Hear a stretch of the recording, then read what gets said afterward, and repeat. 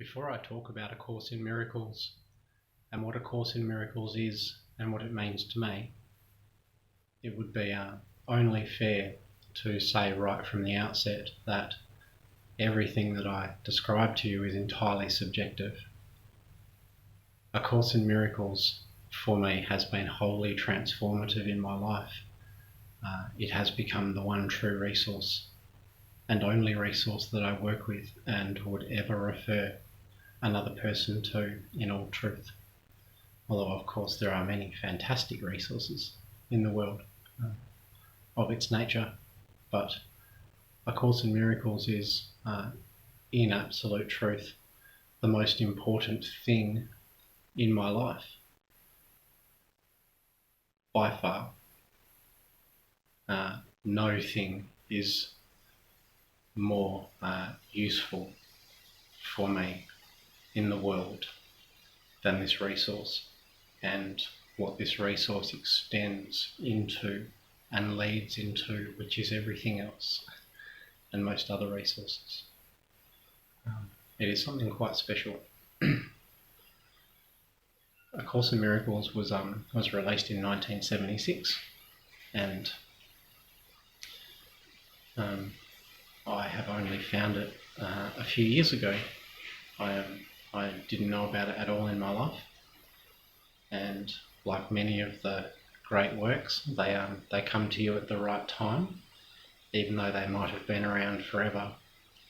And A Course in Miracles was that. I could say that at any other time in my life, if I had have read it, I would not have connected to it as I did when it was brought into my life at the perfect time, of course. And so I would hazard a guess that if you are watching this video and you have made it all the way to this point in the video, that there may be something in it for you, and that something in the book is calling you to look a little further and explore what it's about. And it is my great pleasure, above pretty much all other pleasures, to tell you in my own words what it is about. First and foremost, it is about God. And it is about God and the Christ, the one Son of God, and the expression in the form of Jesus.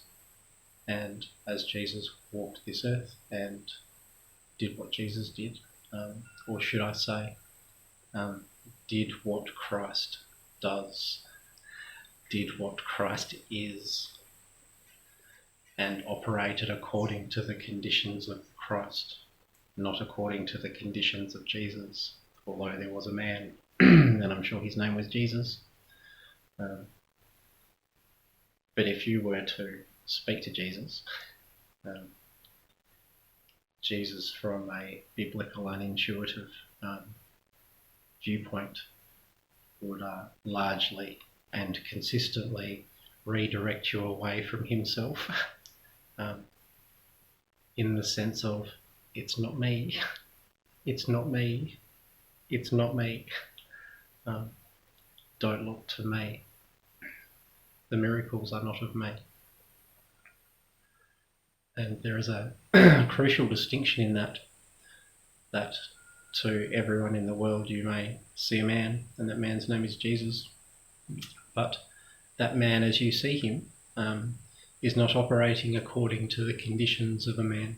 He is operating according to the conditions of the kingdom, to the conditions of heaven, to the conditions of spirit, and his acts and his manner, and most importantly his fruits in the world, are evidence of his conditions that he works according to, and that is not of man. For we see benefits of supernatural nature, even altruistic acts are almost superhuman in comparison to others at the time. He was truly something else, or at least as he was in this space. And by the fruits we do know the Christ energy in the world, of which Jesus manifests in this space as a conscious human. And yes, of course, he was a conscious human, or he was a human, but he was also aware and wholly awake to what we are. And I think that is really key to understand, regardless of the history of Jesus and whether he died on a cross or not. Whatever you happen to believe, what is most true about Jesus for the world today is the parable that we know. And we all know the parable and we all know the story. And so I guess when I'm referring to Jesus, I am doing so in full awareness and conscious awareness of the negligible histories around it. But the story of Jesus is pretty clear. That one is pretty consistent, regardless of the truth of the history of it. And so I'm referring to that, and I'm referring to the Jesus that you know based on the stories that you know, and that's what I'm referring to. And you need to understand before I say any more that the reason why that is relevant and important, as much different to, if not more so, than actual history, and I'm not discrediting history, but it is the world's story. It is the world's single lens view. The parable is the almost united story of the man Jesus. And so regardless of the historical details, we have a united story with embedded meaning, purpose, function, and context. And we're all basing it around the same thing. And so I'm connecting to the common story, just to explain and just to show you why that is still important. Because the common story, regardless of history, has the lessons that are available for you to learn or not. And if you are to learn them, you will receive the fruits of those lessons. And what is really evident is that by the utter lack of fruit in the world today, we haven't really learnt the lesson of what Jesus was trying to do and trying to say. And that Christianity, after 2,000 or whatever years, really didn't get it right either. A Course in Miracles, in my opinion, is the one true resource. And I am referring to that in the context of the Bible. And before anyone has an issue with me sounding like I have an issue with the Bible, I do not. I've attempted to read the Bible on many occasions, very sincerely and from the heart, because I want to know, and it's the good book, and it's the book of God, it's the one true book. Like, I get it, it's not lost on me. But I can't read it. I've gotten barely 10 pages into it, and it's lost on me. And I find the language style hard. That's true, but it's mostly just, it is not the truth as I know it to be the truth. It doesn't ring of truth. It doesn't express truth. It doesn't convey messages that are ultimately trying to convey a knowing of truth. It has an entirely different flavour to what I know personally.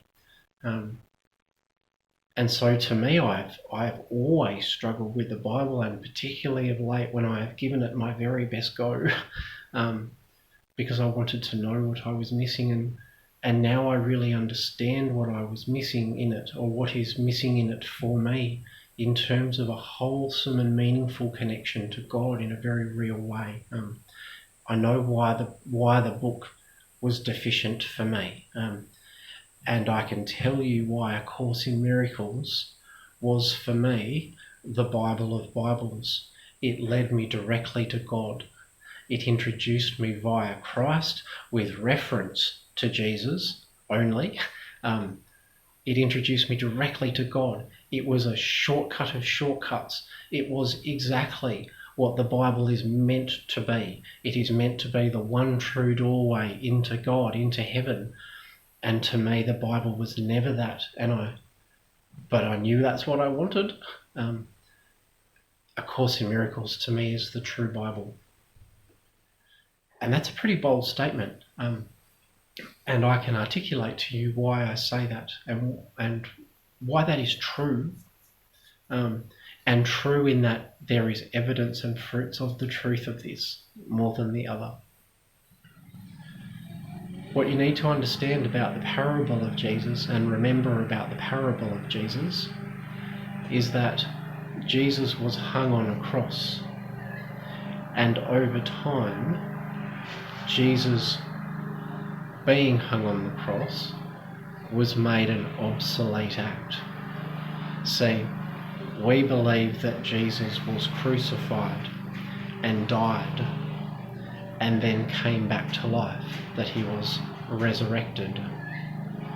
And so, rolling with that story for the moment, there are two distinct parts to the final chapter of that story, in that he was crucified and killed, and then he arose, and then he was alive again and arose to heaven.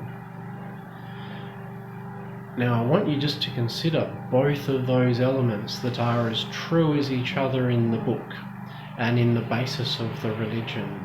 We know that that is true. We know that the resurrection occurred following the crucifixion. We know that the story did not end in him being killed, and that was it. It ended in a very different context, in a different light, and therefore with a different meaning to the story. You need to appreciate that if the story had have ended in the second last chapter with the death and the crucifixion, that the message of that would be man over God, that man will dominate and can succeed over the will of God, and anyone extending the will of God wholly. It would end in a world of disorder and chaos. It would end in a world of mistrust and a lack of faith in God. It would end in a world where largely people turned their back on God and the idea of God, and most certainly the key expressions of God being religion. People would turn their backs on all of it. People would not trust those in positions of authority. People would feel inherently judged, as if there were laws and rules that they were to answer to, where persecution was the punishment. I'd like you to have a feel for the social human world that we know. It doesn't feel that dissimilar to that. It feels and appears very much in a hierarchical system of authority and authoritative order, with the consequences of punishment. It is godless. It is anchored upon different principles, values, and wants. We are anchored upon materiality. We are anchored upon our life cycle and being comfortable, having, and doing well. God is an afterthought or an add-on. Rarely these days is God-centric, because that is the message of the Bible, and that is the message that Christianity over 2,000 years has perpetuated around the globe, and that is unquestionable for 2,000 years. You can see it today, and it is why we as a society are largely where we are today with religion and with that particular religion. But that is not what happened. According to the parable, Jesus did not die. According to the parable, the crucifixion didn't take. It didn't work. Effectively, there was no crucifixion. Jesus said, I can't die. Jesus said, I am eternal, and I am of my Father. If that was remembered, and the demonstration of proof was presented before the world as it was demonstrated as proof, then that message was not about Jesus alone, as anything Jesus said was not about Jesus. It was about man. It was about all people. He is of, and the message is of us, and we know that. We get a little too wrapped up in Jesus, and we forget that he is the holy expression of Christ, of course in the form of a man with a name, but we know that that is not the truth of the matter. That is not what was going on, and that is not what happened. That is not what Jesus ever claimed, and the Bible itself will tell you so from start to finish.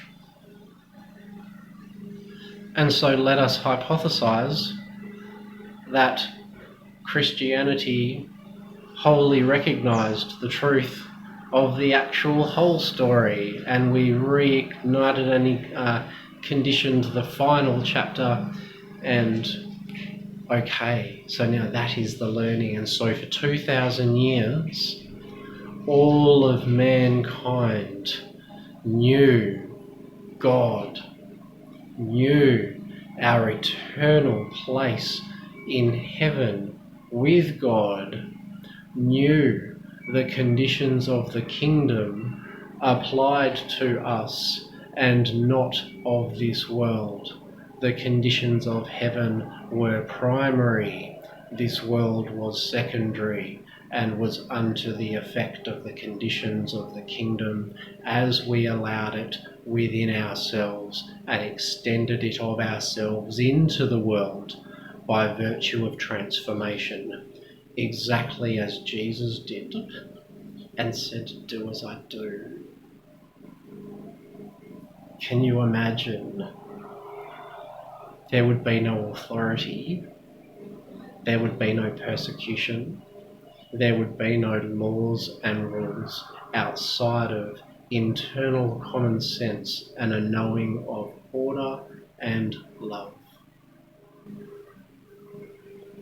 Really think about how different it would be if the religion of Christianity was wholly anchored upon the truth of our place in God, and it was expressed as such in a day-to-day functional way around the world, and had been that for 2,000 years.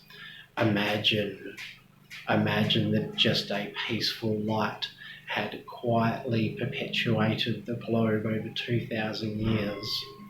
Because to fully appreciate the final chapter of that story leads to nothing else.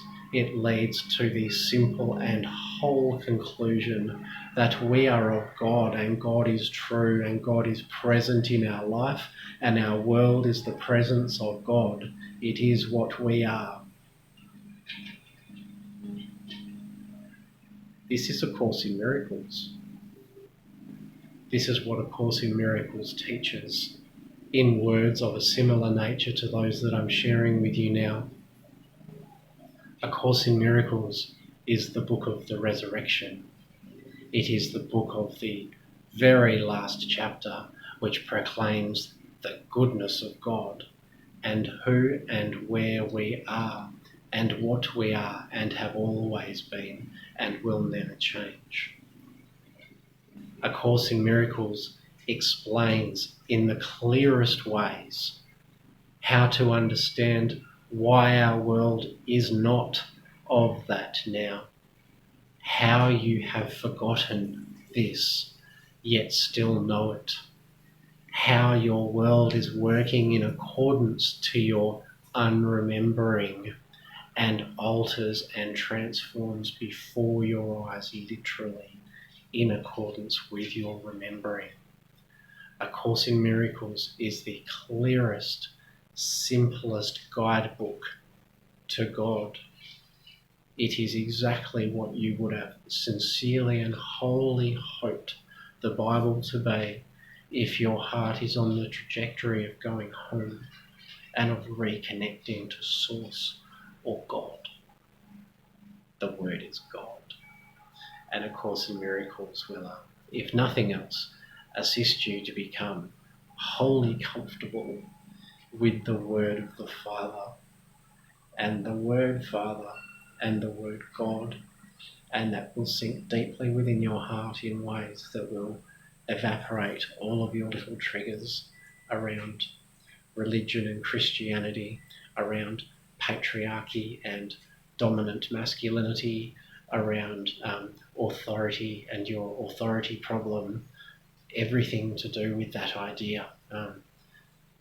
Many people, from my experience, will hit a number of challenges when exploring A Course in Miracles as a resource.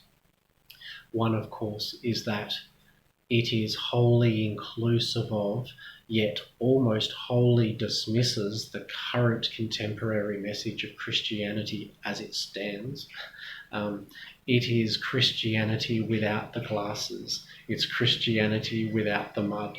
It is wholly Christianity. And so many from a church background or from a gospel-oriented background will have some troubles with A Course in Miracles and the glory of all of us that it inherently proclaims is true, of which the Bible says you basically need to earn, and that you've done bad. A Course in Miracles says that it is an illusion that you've done bad. Anyone, I guess, who has experienced male dominance and masculine or patriarchal dominance in their life, again, possibly to do with the church, but also just to do in their own life, will often hit walls around references to the Father and the Son. He. There's a lot of he references, references to man, all of that sort of stuff. And so I've met a number of people that have also hit walls around that stuff, and they just can't quite get past the gender orientations to the language of that, and so often can't continue with the resource because they've hit those sort of walls. And again, other people really just find the resource too confronting, because as I said right at the start, it is truly a shortcut of shortcuts. For me, it is the one true resource to God, and there is no two-step dance going on. This is one step, and it is the one resource in the one step.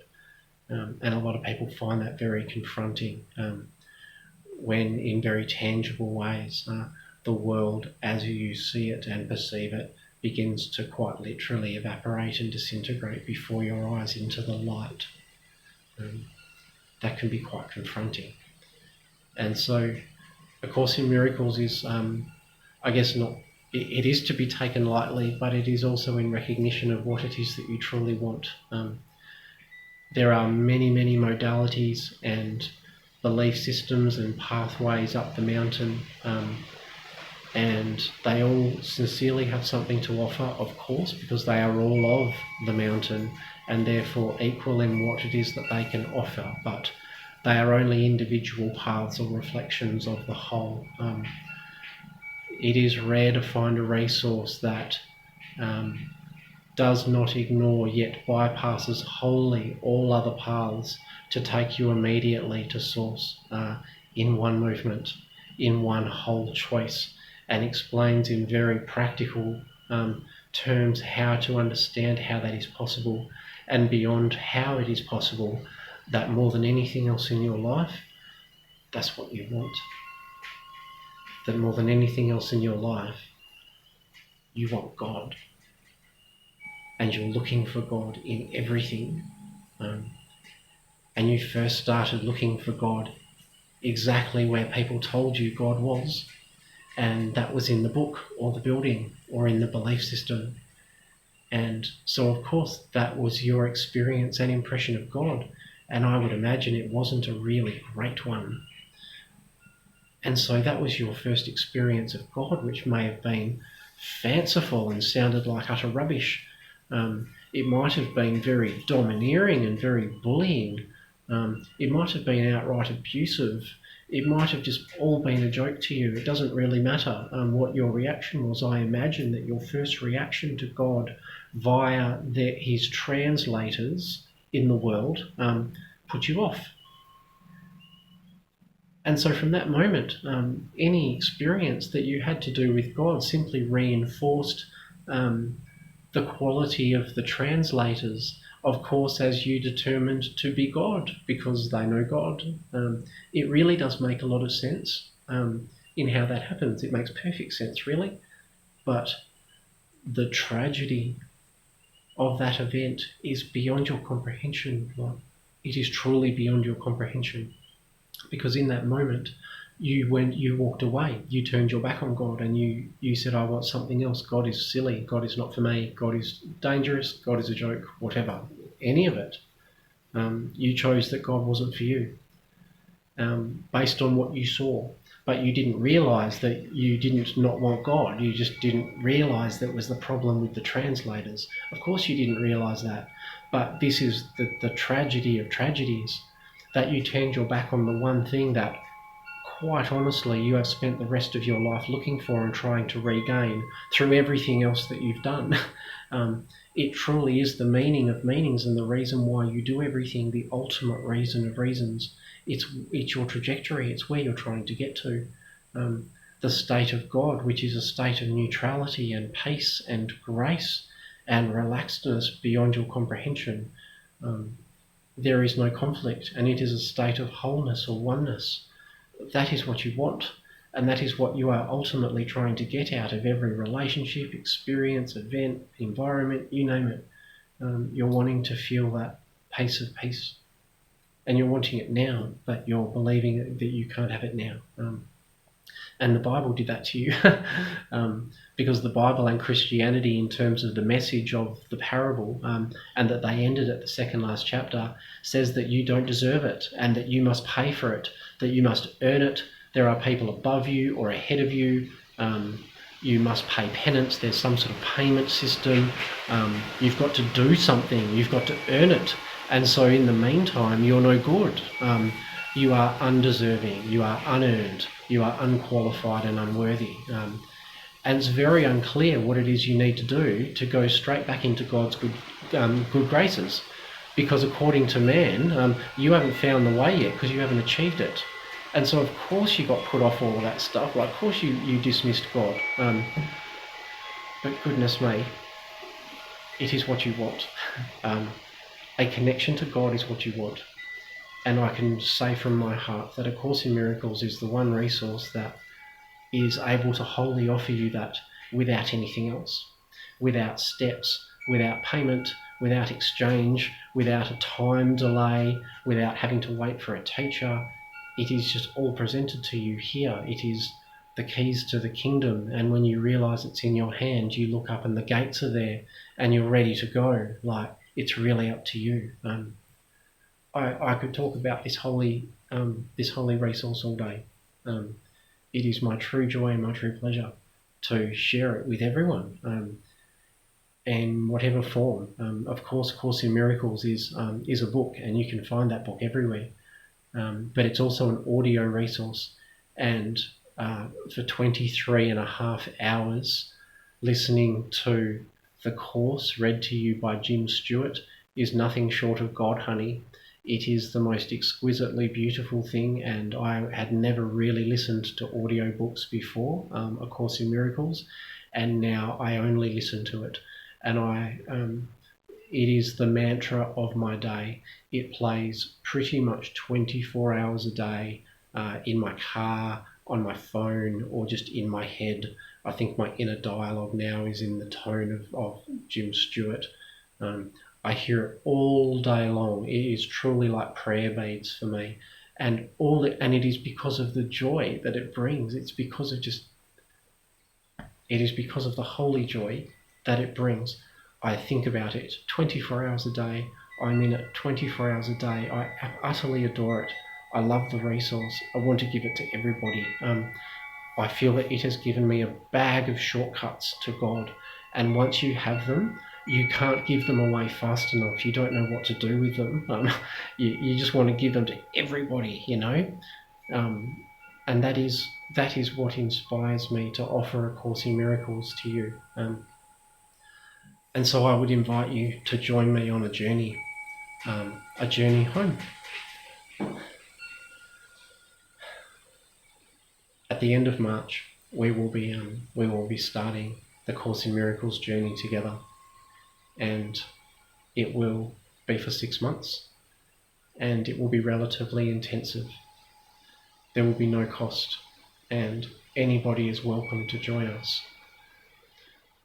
Stay in touch with us via the home group, or if you haven't joined our home group yet, get in contact with us personally or via ACiM Soul, and we can connect you to our home space.